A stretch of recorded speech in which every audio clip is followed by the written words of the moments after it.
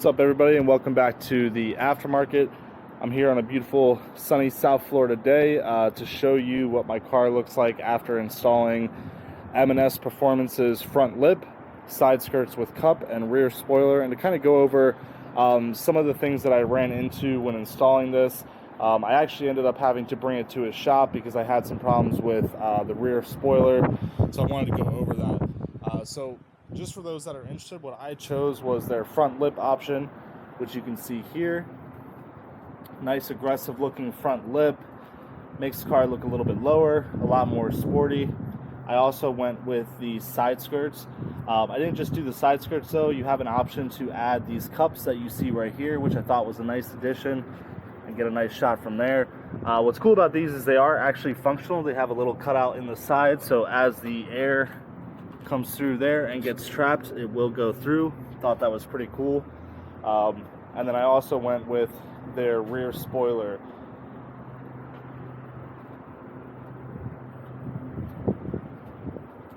So overall, just kind of stepping back, I think it added a lot to the profile of the car. The matte primer color that you can choose to have it come in is an option, so you can also get it painted gloss black straight from M&S. Of course, that is an upcharge. I wasn't sure, one, if I was keeping the color of the car or if I would be wrapping in the future.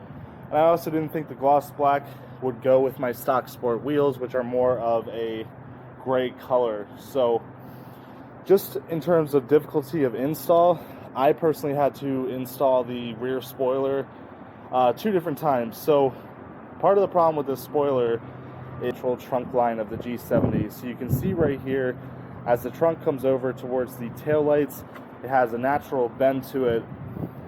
And if I show it from this angle, you can see that that natural bend line is very hard to get perfect in terms of the spoiler coming over that. So when I first got the spoiler and I first installed it, I didn't do any heating with a blow dryer or anything like that, and the sides started coming up, which you can see the sides still are not perfect. They still like to come up.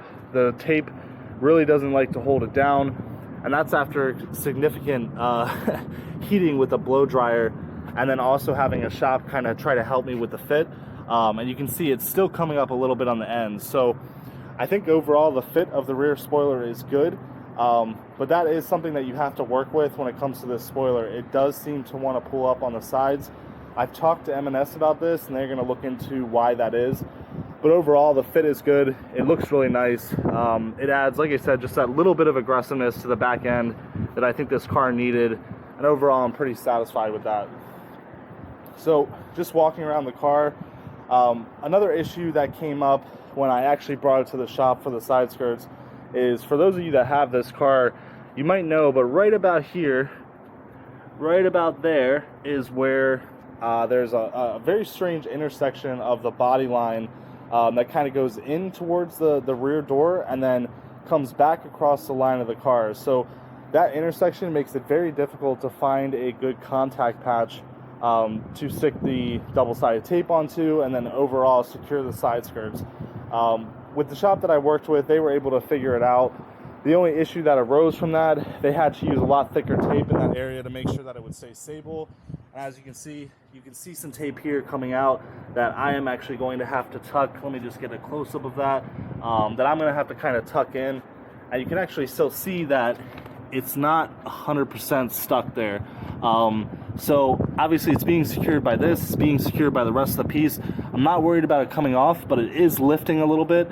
And under the Florida heat, which is melting that tape even more, the contact becomes a lot less solid. So that's another issue that I ran into. I'm probably going to bring it back to the shop this week. But overall, really happy with how it came out, really happy with how it looks. Again, really changed the profile of the car. It looks a lot more sporty and aggressive. So the last and final piece that I did was the front lip, which I'm going to get a nice shot for you guys here. The front lip I think is perfect. The good thing about the front lip is that you do have an opportunity to actually drill holes into the bottom of your bumper without it being shown. And obviously you don't really have to worry about how secure it is when you're drilling holes. So absolutely no fitment issues with the front lip. Fits perfectly, looks great. And overall, again, I mean, I'm really happy with the way the car looks now. I think what I'm going to do, so that's the other thing that I wanted to mention. If you do choose to go with the matte primer that it comes in, you can't leave that for the long term.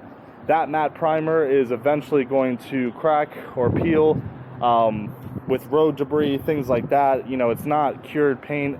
It's not designed to be driven every single day with that. You really do need to bring it to a shop and get it wrapped or get it painted professionally. So for now, I'm going to keep it like this. I'm not driving this car much. I have a project car I've been working on as well.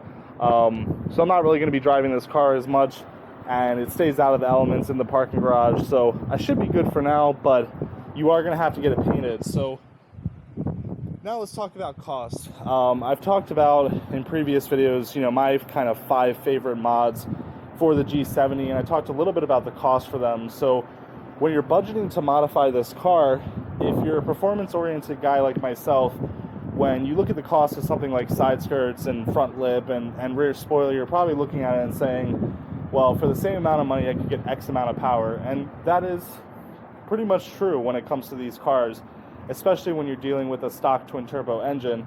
And as you know, you can get a tune, you can go methanol, or go the route that I'm going with a charge pipe injection kit and add 50 to 100 horsepower, 50 to 100 torque for not a lot of money when you consider, you know, the cost of modifying, let's say, an NA car or even a single turbo car and some of these other platforms out there in this segment.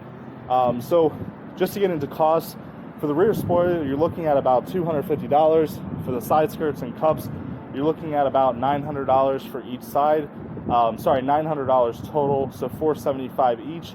And then the front lip, you're looking at about the same cost, about $475. So total, I think I spent probably $1,300. I did have a 10% discount, thanks to Boosted Whips for that one. And I'm actually going to be offering you guys a 10% discount from M&S if you chose to go this route. So for me, if you had to ask me, was it worth the money? Considering I've spent, you know, $800 on the BMS intercooler recently, $700 on the charge pipe injection kit, I would say absolutely yes. I don't think there's any other mod that I've done that has changed the exterior look of the car more. And really, if I had to imagine kind of an OEM plus end version of the G70, I would think it would look something like this, hopefully with carbon fiber accents. But I think it really adds to the profile of the car. Again, it makes the car look a lot lower, and just in general, it just gives it that look that it's modified. And that's kind of what I've been struggling with. You know, with all the performance mods I've done on the car still looked stock. That's not necessarily a problem. It's always nice to have a sleeper looking car, but at the same time, when you spend a certain amount of money on your car, you do want it to start looking as sporty as it is, as quick as it is. So yeah, overall, I mean, I would give M&S probably a 7 out of 10 when it comes to fitment on the G70 specifically, the look, and just overall the quality of the product. I am going to include a 10% discount code that M&S was nice enough to include in the description of this video. And yeah, I mean, I would definitely recommend it. I would say that unless you are pretty handy with these type of installs, I'd say bring it to a shop, let them do it, let it be their headache. That's what I ended up doing in the end after scraping, you know, the tape off of the rear spoiler 2 or 3 times, burning my fingers with a blow dryer. And after all that mess, I just said, you know what, let's let a shop take care of this. And I think they did a pretty good job. So that's it for me, guys. Let me know your opinions. Do you think it improved the quality of my car, the look overall? And do you think it was worth the money?